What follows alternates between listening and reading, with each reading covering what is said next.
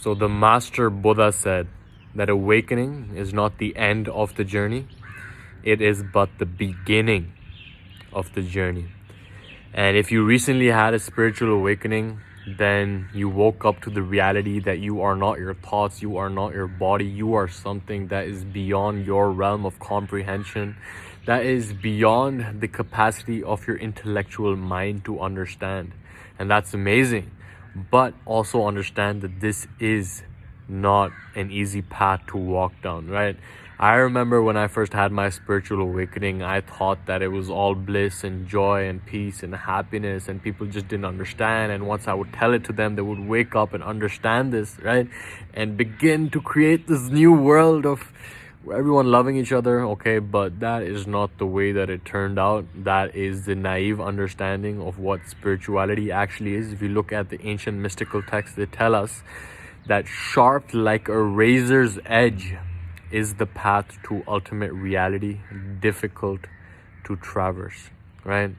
And when we think that it's going to be easy is when we set ourselves up for disappointment, okay? No one said that the spiritual path was easy. In fact, it is going to be the most difficult path that you've ever walked down, right? Because you swallowed the red pill, you woke up to the reality, and now it's like you've seen the other side. And now, because you've seen the other side, it becomes essential for you to take action. It becomes essential for you to cultivate positive energy. It becomes essential for you to live into your path and purpose in life, which is to offer your greatest gifts and greatest service to the world, because you've seen all of that. And now if you choose to go back to sleep, it's like you've already seen it, and it will be even worse off, right? They say ignorance is bliss, right? And it depends on the context, but the reason they say that is because when you don't know that there is a greater reality, that there is a bigger plan, that there is something deeper than the material experience that we have in this universe, then you don't have to concern yourself with that too much, right? You just go through the motions, you do what you're told, and you live your existence to the point where, you know, it's like you come and you go, and that was that. When you have a spiritual awakening, you realize that you are here for a way deeper purpose than what you were led to believe, right? And once you know this, once you arrive at this realization, it becomes so much more difficult, because you become essentially very sensitive to the energies in your environment, okay? The people around you may not be resonating at that same frequency, and therefore you are susceptible to that energy, and therefore you begin to experience negative emotions because you're picking it up, and you realize that they're not on that path, and that leads you being frustrated as well. And there's so many times that I look back and realize that if I just accepted how hard this path is going to be, how I'm going to have to live into my path and purpose every single day, and how I'm supposed to live into my duties and obligations, because you know right now you have a duty, you have obligation to cultivate your energies to the highest point so that you can light up the people whose path you cross as well. And if you know that and you aren't living into that, then that will cause a lot of pain, that will cause a lot of suffering, right? Emotions that you experience are nothing more than a signal for you to move in a different direction. If you are experiencing those low-level emotions, understand that it's not right, wrong, good, or bad, but it is important to have an awareness of why you feel the way that you do, so that you can change your trajectory if need be, okay?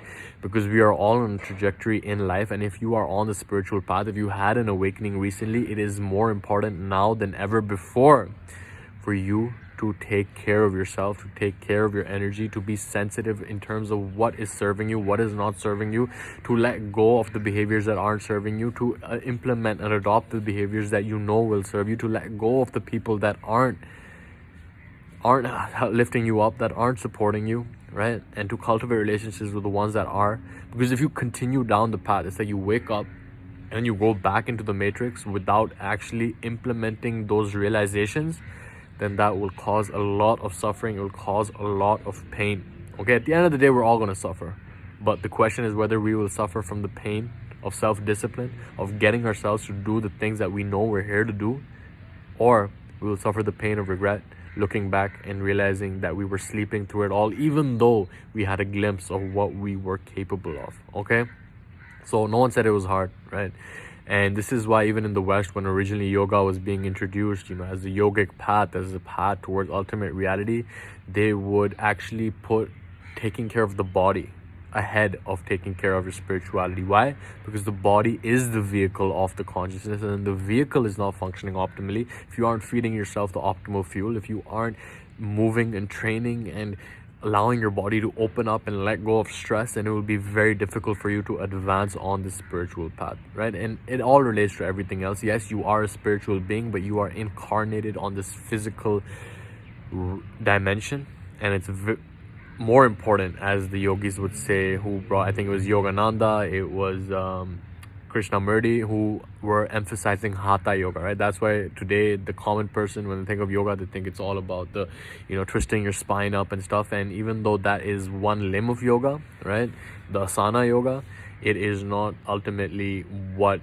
we are here for. It's just a practice that leads us towards experiencing our soul and spirit to a deeper level, because the body is the vehicle of the soul. Okay, so quick message to let you know, in my experience and in the experience of many other people that I have read about, this path is not easy, but you will have this battle in front of you. And I heard a quote saying that God gives the toughest battles to his toughest soldiers. So don't ask for it to be easier. Just work on building the strength so that you can deal with the challenges in your life most effectively and show up as the most capable version of yourself as well. Okay, so quick message from me to you. Leave a comment below letting me know what your number one takeaway is in this video. Click the like button if you like it. Subscribe if you have not already. But with all that being said, this has been Mo, and I will leave you in the peace and power of the one infinite creator. And I will catch you in the next one. Much love to you. Take care.